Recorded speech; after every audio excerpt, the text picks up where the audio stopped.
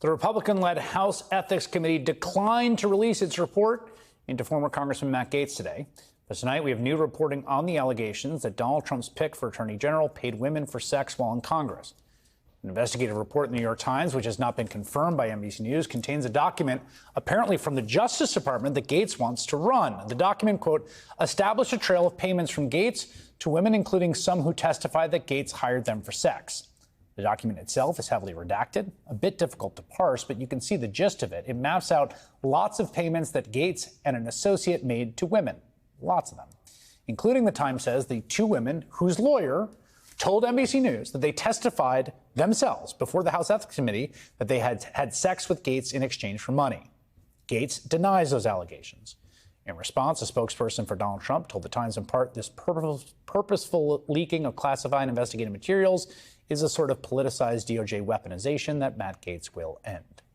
New York Times notes the document had no classified markings and does not relate to national security. Michael Schmidt is the investigative reporter who broke this story for the New York Times, and he joins me now.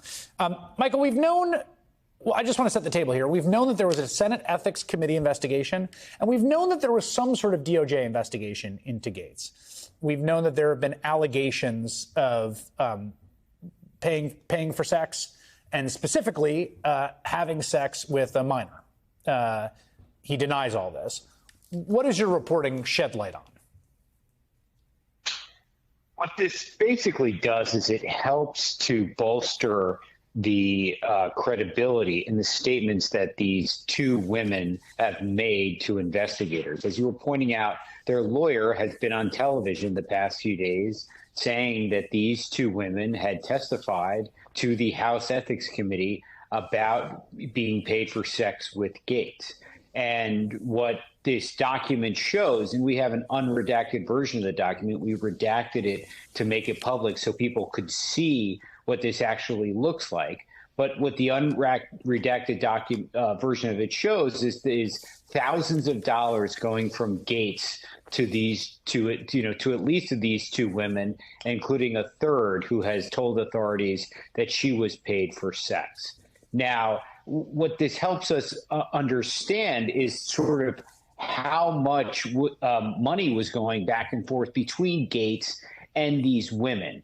The lawyer says that the women would usually be paid between $500 to $1,000 or so for one of their encounters with Gaetz, which would sometimes include several days together and partying that went on during that. And so it gives us a larger sense here of how much money was going back and forth. The lawyer said ultimately these two women received a total of $10,000 from Gaetz, one $6,000, another $4,000.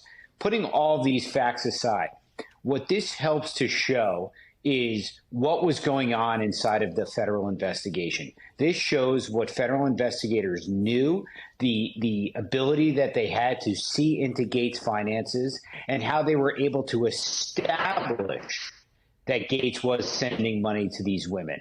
And this is important because Gaetz has denied the allegations. He has said that none of this is true, that he never paid for sex. But this document, this Department of Justice document that was used in the investigation of Gaetz shows money going from him to the women. Yeah, and we should say that Mr. Leopard's the name of that lawyer who has two clients who he says, who your reporting indicates are some of the recipients of this money that's being paid by Gaetz, and that he says have testified, I think, in multiple venues, if I'm not mistaken, but certainly the Ethics Committee, under oath saying that they were paid for sex with Matt Gaetz. I believe one of them testified that she saw Matt Gaetz having sex with a minor, 17-year-old at the time, a woman that she's a friend of. Again, Gaetz denies all this. It seems that, what Gaetz's folks and what Trump's folks have been saying is like, well, they didn't charge him. He was, quote, cleared by the DOJ. And clearly they're correct that he was not charged for this, whatever the investigation bore out. Correct. He was not charged. Others were. The chief accuser of his, a guy named Joel Greenberg, who was a local tax collector in Florida, pled guilty to this charge and cooperated against Gaetz and talked about how he had seen Gaetz have sex with a 17-year-old girl. One of the women of the, who is a client of the lawyer, Mr. Leppert, has told congressional investigators that she saw Mr. Gates have sex with a 17-year-old. It is true the department did not charge Gates, but what you're seeing, and if you think through it, it makes sense, is that if Gates's nomination goes forward, he will almost certainly, you'd have to think, be asked at his hearing, at his confirmation hearing, whether he had sex with women for money.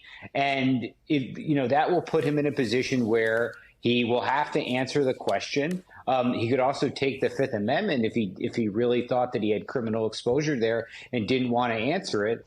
But whatever he says to that answer will be really interesting, because obviously if he says yes, that means one thing. If he says no, he's contradicting witnesses and other evidence that backs them up. And if he takes the Fifth Amendment, you'll have an attorney general, if he's confirmed, who took the Fifth Amendment during his confirmation hearing.